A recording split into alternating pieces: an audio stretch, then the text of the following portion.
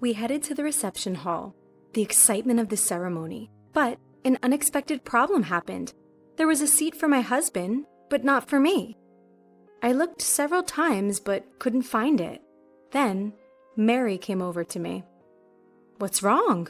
"Oh, Mary, you came at just the right time. There's no seat for me somehow." Mary then said, half smiling, "Somehow? There's no way. There was never a seat for you in the first place." "Huh?" I couldn't believe my ears. "What do you mean?" My name is Sharon, a 34-year-old housewife. I've been married to Peter for 7 years. We've never had children, but last year I gave birth, finally. She's a very cute girl. Giving birth was hard, but my first daughter is just so precious. Peter also loves our daughter and comes home at a fixed time every day. Peter is cooperative with parenting, and it's a great help. "Sis, give this to my niece." "Oh, Noel, are you here again?" "But my niece, it's just too cute." Noel, my younger brother, who often visits our home, says, "There's a 5-year age gap between Noel and me. We have no other relatives since our parents are no longer with us. Our parents divorced when we were young. Our father had a bad drinking habit, and he would often become violent towards our mother. Our mother decided to divorce as she felt staying together would harm the kids. She took us in, but raising 2 children alone was hard, and she had 2 jobs to support us. Thanks to her, Noel and I are now able to make a living as adults. But our mother must have worked too much. She passed away from cancer about 5 years ago. Yet I believe she was at ease knowing that both of her children were working as employees. I'm truly glad I was able to show myself to my mother in my wedding dress. We'd always lived while supporting each other. Our bonds as a family were very strong. My brother and I vowed to live our lives as happily as possible for our mother. Living day by day in this manner, I'm very happy now." "Oh, what a lovely apron, right? I do have good taste, don't I? Don't be so cheeky. Don't you have anything else to do on the weekend? Go on a date or something?" I teased my brother jokingly, but an unexpected answer came back. "Actually, the reason I came today is that I wanted to tell you something." "Huh? Report?" "Yeah, I have someone I'm considering marrying." "What?" I was surprised. I've never expected this from my brother.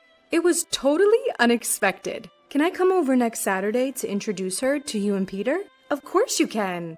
I'll check Peter's schedule too." "Yeah, thanks." After my brother left, I felt quite emotional. I always took care of my brother at home while our mother was working, so the feeling was closer to being a guardian rather than a sister. It's such a big event for me that my precious brother would come to tell me about his wedding.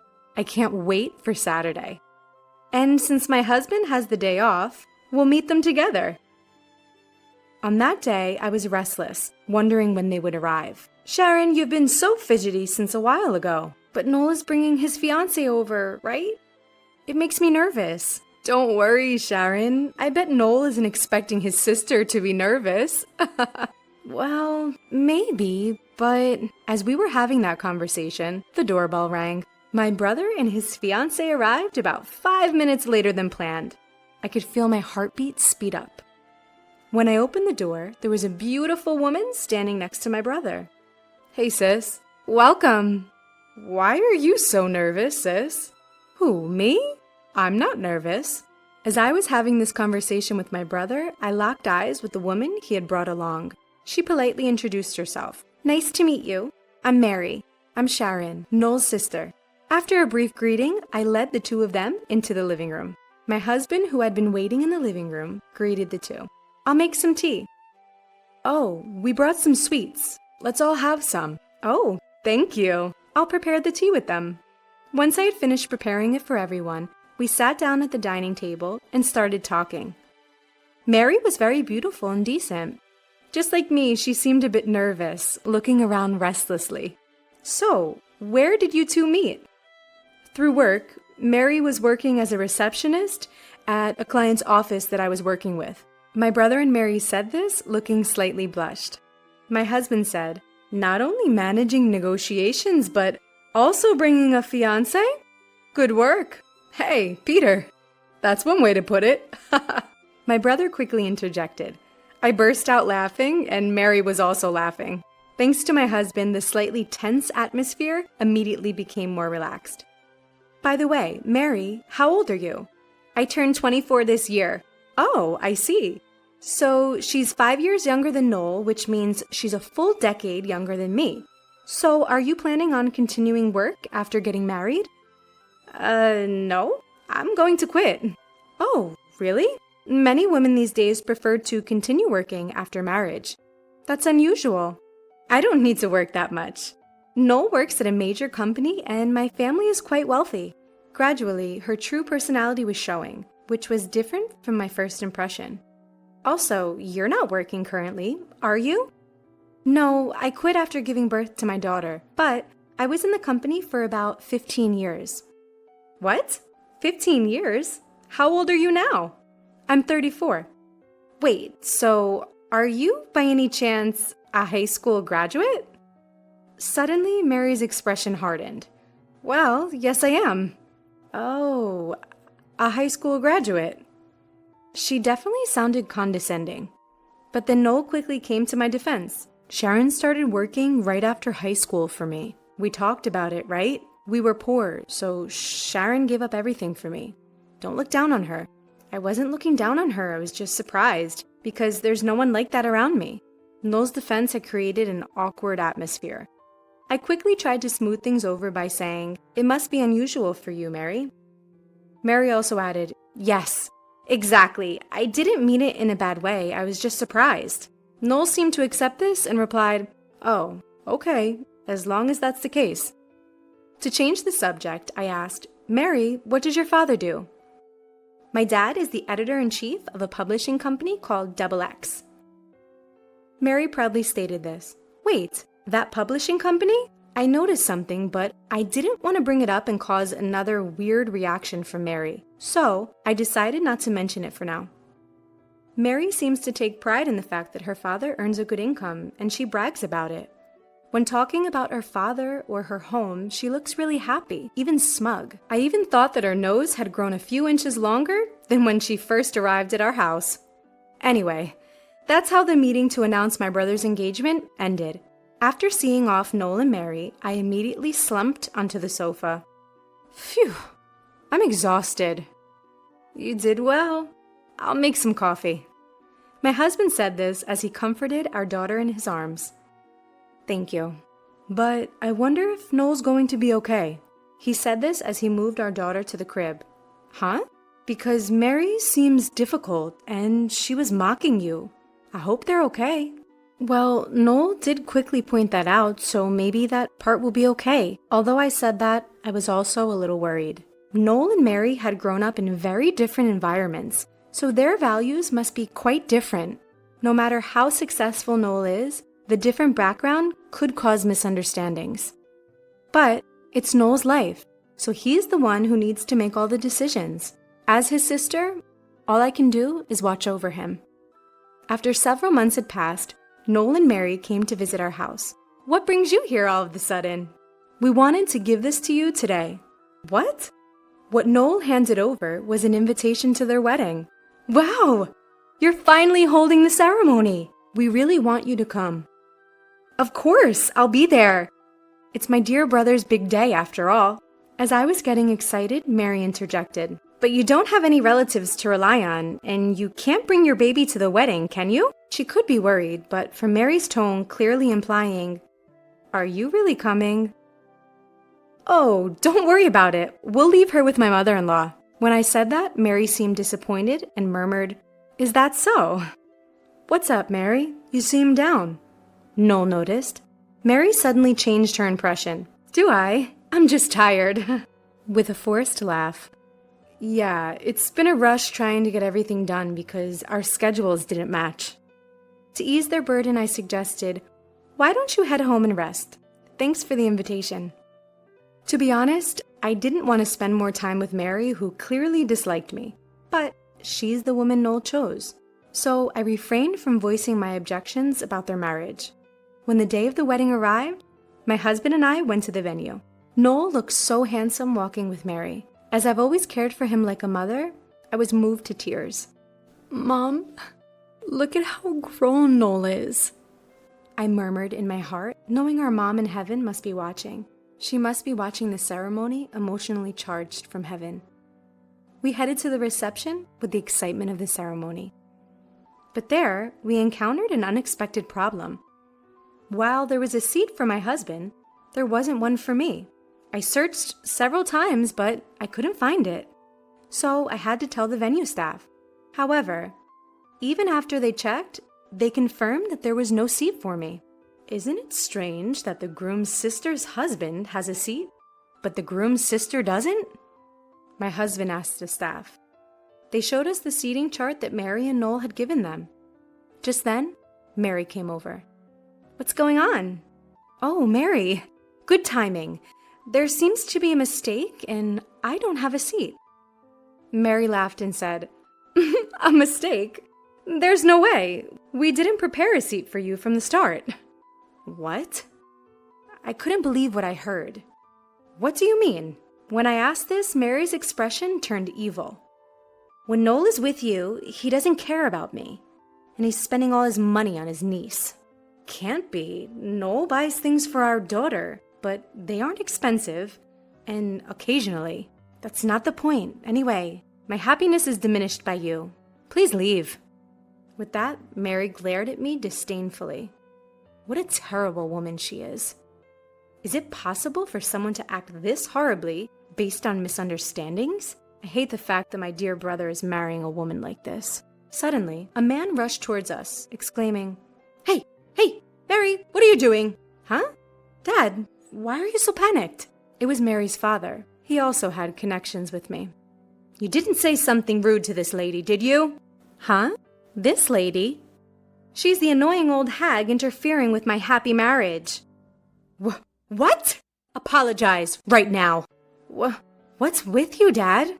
I had enough of their arguing, so I turned to Mary's father and bluntly stated my intentions. "Editor-in-chief, I want to conclude my column with this week's issue. I deeply apologize. She was disrespectful. We'll do anything, please. Don't quit." Mary's father apologized profusely. Seeing this, Mary was left in shock. I was into beauty after successfully losing weight, and I've been writing about it on social media. Recently, I shared about post-maternity self-care that you can do at home. This made me popular. I make a decent income. I've been writing an article on a magazine which he works for as a chief editor. Thankfully, the magazine's sales had increased, thanks to me. And I had been continuously writing. I had no idea that Sharon's younger brother was my daughter's fiancé. "Oh, you didn't come to the family gathering, did you? You said there was no need for just a sister." I deeply apologize. If I had known it was you, Sharon." You don't realize that your words only emphasize your bad character, do you? Silenced by my words, Mary's father could only stand there, dumbstruck. Anyway, I'd like to formally discuss my column with your company later. Goodbye. Having said that, I left the venue. My husband also left with me, saying that if I wasn't attending, he wouldn't either. Suddenly, my brother Noel came rushing over. Wait! Why are you guys trying to leave?" I explained everything to him. "What? That can't be. When I was at home, I saw a seating chart with Mary, and your name's on it." "I see. So it seems like Mary had shown a fake seating chart to Noel." Realizing this, Noel, his face flushed, stormed into the reception hall. He called off the engagement, stating, "I can't marry a person who treats my sister so poorly." And Noel really wasn't scattering money for his niece. It was Mary who spent a lot. She would buy anything, therefore it seemed she was financially strained. On top of that, the wedding was quite extravagant, so handling the finances was a struggle. Being blamed for spending money on his niece wasn't a pleasant situation at all. After all, wasn't all of this Mary's fault? Noel explained to the attendees that it would be just a regular dinner, and then he left. Later, there were issues regarding the wedding costs, but I cooperated with Noel to resolve them. As Noel had proposed the breakup, he ended up in a disadvantageous situation. But originally, it was Mary's fault. Unconvinced, I decided to use my power a little. I told Mary's father that if he agreed to pay all costs, I would continue the contract. Mary's father agreed without hesitation, saying, "Understood." Mary seemed unconvinced. But her father snapped, "It's all because of you," and forcibly made her accept it. This way, Noel was able to break up with Mary without any loss or a negative mark against him. Meanwhile, I continued the contract as promised. However, I did report this incident to the publisher. After that, Mary's father was transferred to a different department and no longer as editor-in-chief. Mary was disowned by her father, saying, "It's all your fault," and was forced out of the house. She had no access to money, but still she couldn't shake off her previous spending habits. She's likely to ruin herself, but it's none of my business, and she brought this on herself. Even Noel said, "Next time, I'll find someone who values you as my sister."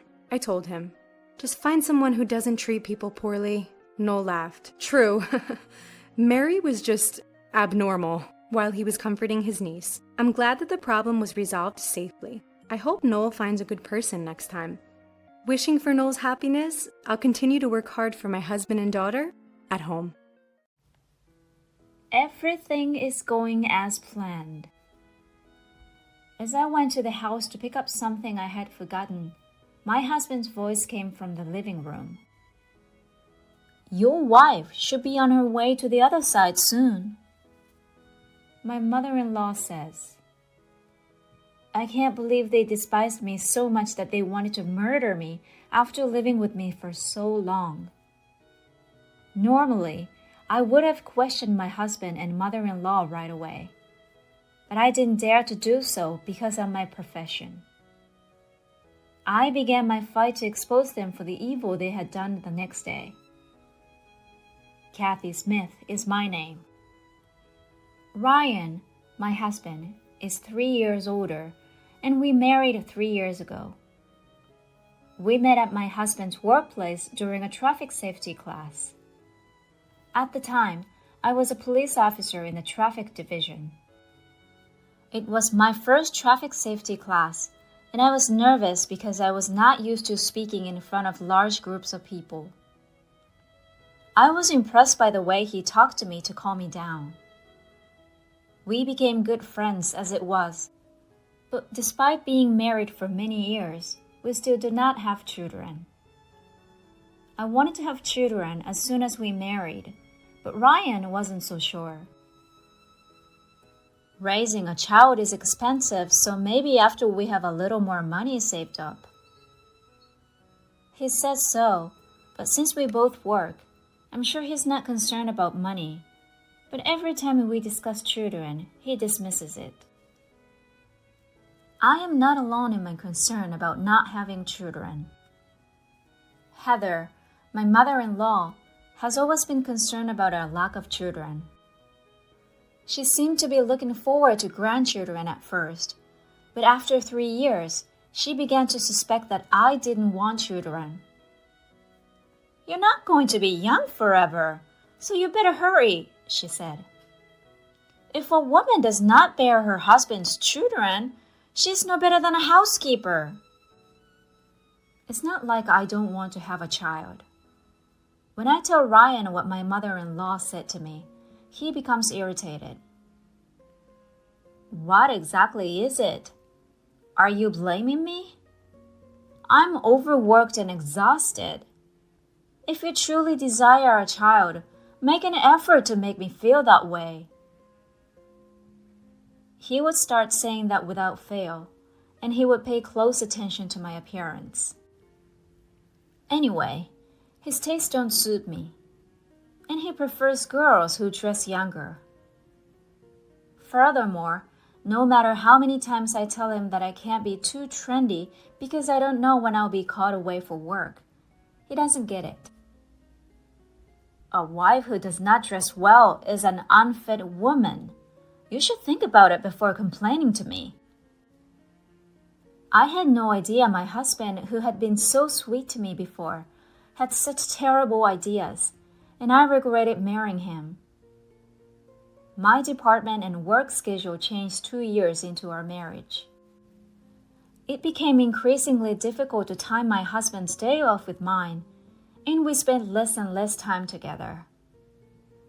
I knew it wasn't good for us, and even when we finally managed to schedule our time off work together, Ryan made plans with someone else. "You're canceling again. You promised last week that we'd go to the movies today. Some girls at work invited me to go fishing yesterday. They said they couldn't put the bait on the hook because they were afraid. I apologize. It's part of my job." Despite his words of remorse, he has a grin on his face. As a result of my husband's selfishness, my much-anticipated plans were betrayed at every turn. I was in a bad mood and wanted to spend my day off at home. But then my mother-in-law would show up without an appointment at my house. "Oh, Ryan isn't here?" "He went fishing. Some girls from work asked him to accompany her." "I guess he'd rather play with other girls than be with you." I don't want to deal with my mother-in-law, who can say such things to me and act like she doesn't care. But I can't just leave her alone and go out. So my days off would end with her sarcastic remarks like this. "You don't appear to be able to have children. You need to be more proactive. You're his wife, right?" I'm doing my best as well, but it's about money, and Ryan isn't thrilled about it. "Because of finances?" "So, how much money do you make now?" I hesitated to tell her about private matters, even if she was my mother-in-law. When I told her a little less than my actual pay, she sneered, with a disappointed expression on her face.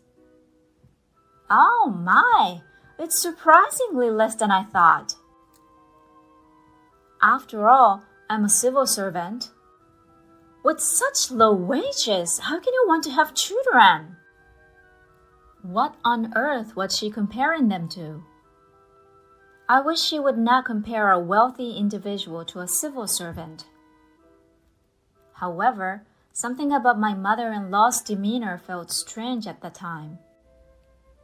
And the doubts I was experiencing at the time were only the beginning of the story that was to unfold. My mother-in-law began to openly bully me after that day. Her visits to my house have increased to the point where I see them half the week. When I got home from work one day, my mother-in-law entered the house using her own key and was cooking dinner. "Oh my, you're a wife, but you prioritize work over family. It must be wonderful not to have children." Perhaps it was because of my sarcastic mother-in-law's meals, but I was always sick after eating. She would wake me up once when I was sleeping after a night shift. "How long do you intend to stay in bed? You're not a good wife if you stay in bed until noon because of your job. This will make a man want to go out and find someone else." She then forced me to eat breakfast. As a result, I gradually discovered that nothing I ate tasted good, and in some cases tasted bitter. After more than a month of this, I was so tired from stress and lack of sleep that I had to go to the bathroom right after eating. When Ryan saw my tired face, he became annoyed rather than concerned. "I'd feel down too if you made such a sour face at home. You have been slacking by delegating housework to my mother, so you should at the very least be sociable." She only visits when I'm too busy to do the housework, and she's always sarcastic. You're well aware of this, aren't you? Despite my warnings, he ignored me and continued to watch TV. He refused to listen to what I had to say. Instead, he kept laughing at the TV show, and my rage erupted. "Ryan, you don't look at me when we talk anymore. You've started canceling plans with me even on holidays. Are you having an affair?" "That's a horrible accusation." My husband raised his voice in response to my words. I have a business matters. How can you say that without knowing how difficult it is? You only feel that way because you are the one who's cheating on me. He turned red and spoke in a firm tone. I was too stunned by the power of his words to respond. Furthermore, my husband took it out on the vase on the table, knocking it to the floor and sending shards flying at my feet. You don't have to go this far. That was the first time I had felt threatened by my husband. Such incidents have occurred on numerous occasions since then, and simply being at home with my husband has made me feel uneasy. I had to leave the house for a few days for work one day. I left for my business trip, but I realized I had left my important notebook at the door and forgotten about it. So I hurried back home. It's so nice of you to go on a business trip without doing any housework, isn't it?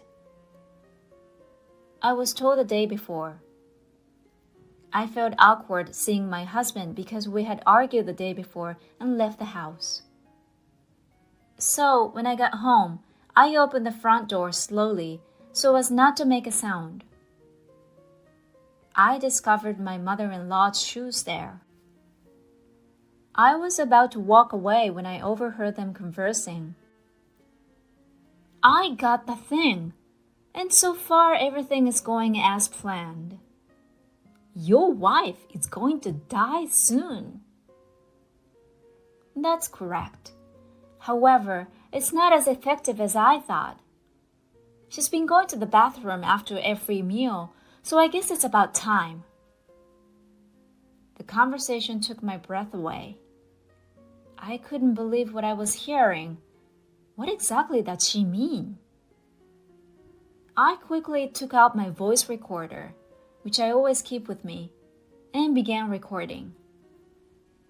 Unaware of what I was up to, the two in the room were upbeat and talking loudly about their crazy plan. Should we increase the amount of the life insurance policy? That way, we'll be able to pay off Mom's debt, right? I'd be extremely grateful. You won't have to look at that ugly girl every day too, then. I held my breath in surprise. I can't believe they think of me like that, even if they don't like me. In addition, I could hear him saying, she's a police officer, but in the traffic department, so she'll never find out about it. I gradually became more angry than sad, vowing vengeance on them. On my business trip, I kept thinking about how I could get back at my husband. A colleague who was with me was concerned about my glum expression, and when I complained to him, he gave me some unexpected information. He told me that a drunken man had caused a commotion at a club a while ago, and when he arrived, he discovered that the drunken man was Ryan. He said that he recognized my husband's face right away because he was at my wedding. "This is my girlfriend," he exclaimed. "I'll beat up anyone who tries to touch her." Ryan was so drunk, hugging the female workers and kicking the table. But he wasn't drunkenly saying this. He actually appeared to be in a relationship with her. I suspected he was cheating on me. Everything my husband had done up to that point made sense to me. I wasn't surprised as I was shocked, but I was motivated to conduct a thorough investigation into my husband's affairs as well. Watch out, I'm not going to let this go. A week later, my husband abruptly began speaking to me in the same friendly tone he used when we first began dating. I was expecting him to have a hidden agenda, but instead he handed me a document. "Kathy, you always give your all in your dangerous job as a police officer. I admire you as a husband, But I'm concerned about you. What a pleasant surprise. It was a life insurance application. I was convinced that he was considering carrying out the plan. Even so, I wanted to believe Ryan one more time. Do you really believe that? Is it possible that someone will try to murder me? Would you be concerned if that happened? I locked my gaze into his. Please, I beg you to reconsider, I thought in my head, as he nodded at me with a big smile on his face. Of course! So get moving. Please sign this application.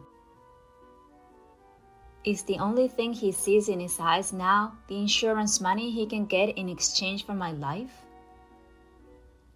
He was a scumbag to the core, but thanks to him, I felt confident in sanctioning him. In this world, you never know who's out to get you, do you? Yes, and yes! There have been so many upsetting incidents. Someone in your family, for example, has a stupid idea. Yeah. Like planning to get rid of a wife who causes problems because he wants to be with a younger woman. My husband's eyes began to swim as he became visibly upset.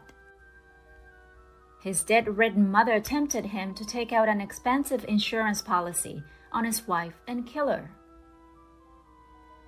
Wait a second. What the hell are you? In front of my husband, I play the voice recorder. When I play the voice recorder in front of my husband, his face distorted and became ugly as his mother-in-law's conversation and vulgar laughter began to flow out. Hey, what's up this recording? I happened to overhear it. Thank goodness I have a voice recorder. I wouldn't have it if I'd spent my entire life working in traffic. You work in the traffic division, though. I'm now in the criminal division. I also told you so.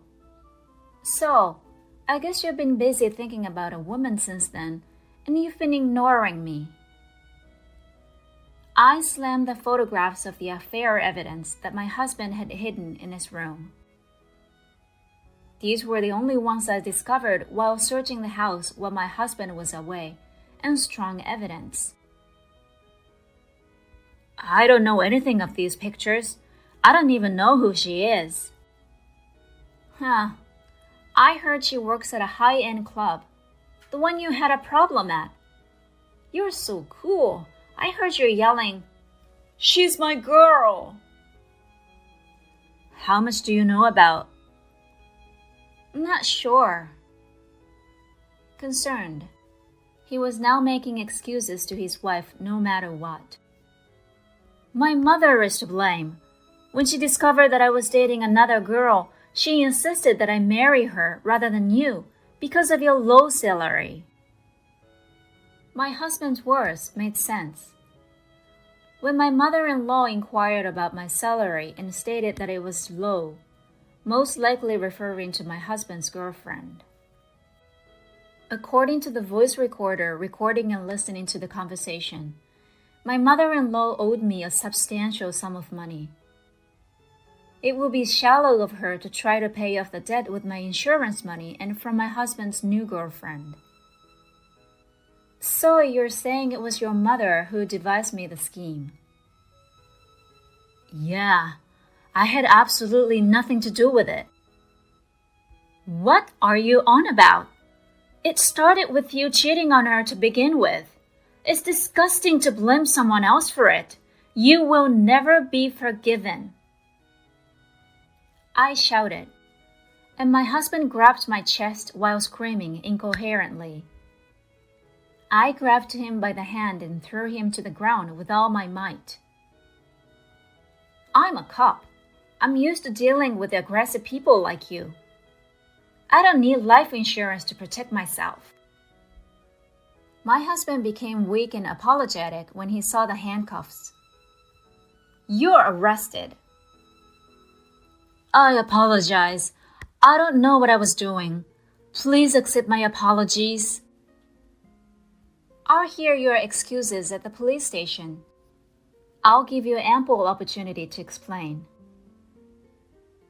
Following that, my husband and his mother were imprisoned for a time for plotting to kill me.